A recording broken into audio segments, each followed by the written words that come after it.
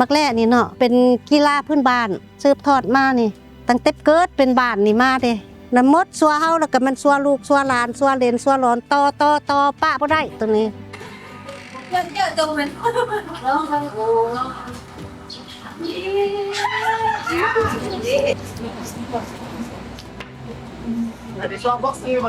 ภาษาเหนือเอิ้นว่าหมักและหรือหมักแล้แต่จริงๆไม่หมักบ้าภาคกลางภาคใต้นี่เอิ้นหมักบาที่มันยาวๆเป็นฝักทั้งเฮาก็ห้องบักบ้าแหละแต่ว่าเพิ่นว่าบักแรกก็เลยบักแร่น้ำเพิ่นเลยเพิ่นตั้งสาพันธุ์ก็เลยเอาตามเพิ่นมันก็เป็นคำสุภาพแด้เนาะเฮานี่เริ่มดินบักแร่มาตั้งแต่อายุยังน้อยพุ่นประมาณ23 ปีพุ่นแหละปี90เฮาเดินดินอยู่เดินวันยามปีใหม่เพิ่นบ่แม่นสงกรานต์แล้วบ่ได้เด่นมักแร่กับถอดคอนกับตีค้างนั่นบ่ได้ดินงงการเลี้ยงสัตว์ผู้การเลี้ยงสัตว์บ่ว่าข้าเจ้าจะเอาลิ้นนั่นน่ะในมือกำบานกำเมือง เพราะว่าเป็นฮีดของเผ่าฮีดของประเพณีไทยดำนี่มันถือศาสนาผีพ่อตายลูกสืบทอดบุญประเพณีฮีดของไทยดำน่ะมันมี3มื้อได้ตั้งอยู่เฮือนเจ้าเสื้อตั้งเหล้าตั้งไห้กระยุหันมอดดินตอแร่ตอดคอดดินมะคางมื้อสุดท้ายมาแล้วมันดินเต้นดินแซ่แบบเฒ่าไทยดำเนาะคนเฒ่าก็ยาคนหนุ่มก็ยาดินเต้นดินแซ่นุ่งเครื่องสุดไทยดำแต่ก็มันดินแม่นมวนคับใส่กันบัดนี้ผู้บ่าวผู้สาวก็คับใส่กันผู้เฒ่าผู้แก่ก็คับใส่กันนั่นมอนี่ติดเอาก็ได้เอามามอนี่ในมือกำมันมือสลองของเผ่าที่ข้าเจ้าเฮ็ดขึ้นในเดือน3เพลงหรือ6เพลงสิกินสิมวนหรือว่าลิ้นกินนี่เฮาต้องขาดหมูตัวนึงหรือประมาณ5 กรัมหรือ6 กรัมเมื่อจ้ำให้พีเที่ยงหอถ้าว่าฮอดเดือน5มาคือว่าพ่อพวกเจ้านี่เป็นเจ้าบ้านเนาะต้องได้เอาอันเสื้อของพ่อพวกเจ้านี่นะเมื่อจ้ำพี่บ้านหั่นเพิ่นเริ่มตั้งเป็นสาพันธุ์ประมาณปี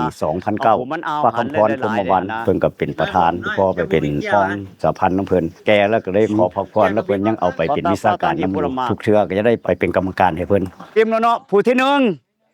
หน่วยที่1มาตอแรกนี่นะแบบเอาชนะกันถ้าผู้ใดแพ้ได้เสียเป็นเหล้าบ่เป็นเหล้ายาปลาแป้งบ่ซี่ได้ตะกี้พวกผู้เฒ่าเพิ่นเว้ายามปีใหม่นี่หั่นลิ้นได้ฮอดควยพุ่นเด้เอาบอกไม่มาซื้อทางไงจะมา1 3 2 1เอาเลย7มากราบตีนกับอีกมันเผาไตแดงไตดำแล้วก็ไตลือจากมันมาเนี่ยก็เป็นกึมุออกมาลิดและกะลาวรุ่มต่อมันก็เลยขึ้นถือว่าเป็นกีฬาพื้นบ้านที่ได้รับการรองรับให้เอาเข้าเป็นกีฬาเขตเด้นี่ก็ได้แด่นี่ปัญญา1ปี2013นี่สหพันธ์เพิ่นให้ไปแข่งขันสิงขันรัฐมนตรีกระทรวงศึกษาเฮาก็ได้ขัน3หน่วยมาให้บ้านเบิ่งถึงปี2014ไปแข่งกีฬาพื้นเมืองอยู่แขวงสัญบุรีมันมี2ประเภททั้งสายเหนือพระเจ้าดินมี10ท่าทั้งยิงทั้งสาย2ท่ากับสายใต้ที่1ของบ้านสิไปแล้วเด้อบ่ถึกหลายๆสิแข่งขันมันมีอันน่ะ3เซกมีทีมมี3คนหันผู้นึง2หน่วยครบฮอด3คนแล้วก็เริ่มต้นใหม่แล้วก็ผู้นึงหัน3หน่วยเดียวผู้นึงหัน4หน่วยข้ามแล้วบ่ดีได้บ่ได้นะโอเคเอาได้ละแบบนี้หันสัตว์เป๋ตัวนี้เด้ๆผู้หญิงหันสัตว์เป๋ท่านผู้ชายหันสัตว์ตั้งเรื่องน้ำหนักหันบ่กำหนดก็ส่วนแรกก็ตัวใหญ่เลยได้เปรียบเวลาเขาตั้ง10 เซนเลยแต่น้อยมันเท่าไหร่มันก็อยากรอดวางฝักหมากมันก็อยู่นี่ก็มีเกลือมันใหญ่เด้อยู่นี่บ้านเฮานี่มันประมาณ30 ปีนี่แหละพวกเฮาปลูกเองมีอยู่เครือเดียวนี่เฮายังรักษาไว้อยู่เด้ต่อไปมันสิบ่มีแล้วเขาเจ้าทำลายป่าหลายตัดต้นไม้หลายมันลงไปตามต้นไม้ใหญ่มันอาศัยต้นไม้ใหญ่เด้เครือมันฝักมันบักเขียวๆเพิ่นแม่นฝักของบักแร่เบิดแหละทั้งพุ่นก็มีทั้งที่ก็มีบ่ยังเขียวๆอยู่ตะกี้พันยามน้ำไหลมันลงมาน้ำห้วยแล้วมันก็ไหลมานะเฮาไปเก็บเอาแต่วันนั้นมีน้อยแล้วเดี๋ยวนี้นะจ้างเขาเจ้าไปเอาซอกมาให้เราไปซื้อเอาเดี๋ยวนี้ตอนนี้ก็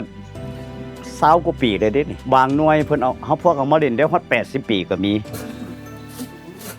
ถ้าว่าบ่มีได้แท้หั่นสิเอาไม้เนื้อแข็งไม้ดูบ่ไม้แต้บ่มาเสียนมันก็สิบ่คักคือตัวมันของมันแท้มันอยากเบามีอันน่ะทีมหั่น3คนหั่นผ่านเบิดทั้งอันนี้1คะแนนแต่ละแขวงเขาเจ้าก็มักลิ้นนะคือว่าเขาเจ้ารักษาไว้ได้ดีลิ้นแบบสบายๆเด้ความยาวมัน9เมตร